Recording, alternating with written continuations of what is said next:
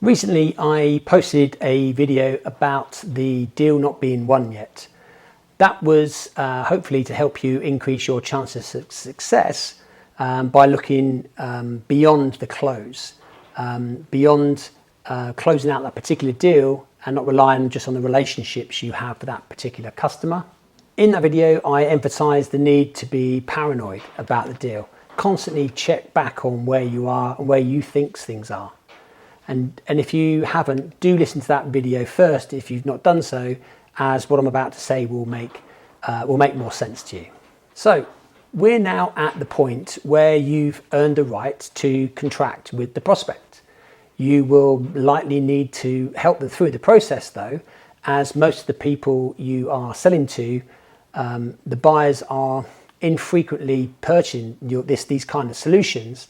And so you need to actually, like I say, help them through that process. I'm talking here specifically about the user buyer of the solution, not professional purchasing department. Your user, in effect, is now keen for you to be successful. This then closes this off and they can actually get on with the project themselves.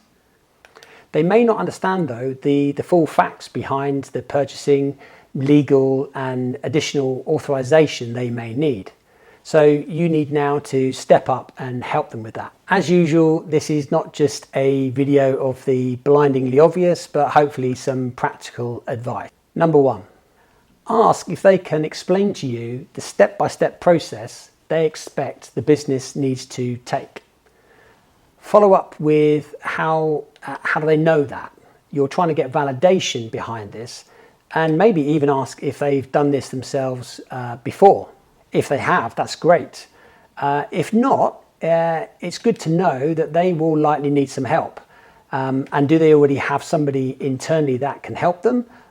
Or can that be a role that you can fulfill for them as well? Remember that you sell this stuff all the time, whether it's a product or service, but they only buy this once or infrequently. Second point, get specific and be very clear on checking all the details needed to execute the contract. Commercial agreements usually need executive level or even board level approval in today's market. It might even need to be reviewed by a main board. So do we know the dates of these these board meetings? And if so, are we actually on the agenda? These meetings are usually tightly run and controlled, so this is something that you can coach your buyer to be aware of. We're asking this because lots of deals get delayed, not necessarily lost, but this is due to the prospect not fully understanding this themselves. I can actually hear an old manager of mine, Matt Tucson, if you're there, in the back of my head saying, "Time kills all deals." Thirdly, you will also need to understand the legal representation. And by that I mean, do they have an internal team or an external agency? What I've witnessed recently with clients is the external legal route will take longer to complete, and you must make sure that your buying coach is able to lead on that work and not leave it to them and just hand over or put it over the wall to the lawyers to look after. 4, take pressure off this conversation at the end with a talk about the onboarding and the project itself. Maybe talk about membership of the customer group. And this is what I meant originally by looking beyond the close. Go into detail about the project kickoff, the scheduling of those meetings, the next steps that are coming up. Because in a way you're being assumptive and you can understand, or you're reading how they're reacting to this, and you can learn a lot from that. Now is also a great time to introduce references again, but this time talking about the good and bad lessons learnt while starting and implementing a project and running that with you.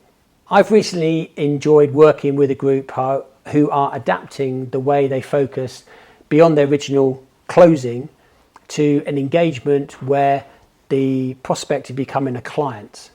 Now, they've already had some success with the late stage deals, and I'll share more in another video. Finally, I'm refreshing the alanclark.com website soon, and we'll post there some more specific walkthroughs that you can use on a daily basis. But in the meantime, if you have any questions or comments, please post them here or direct message me if that's more appropriate.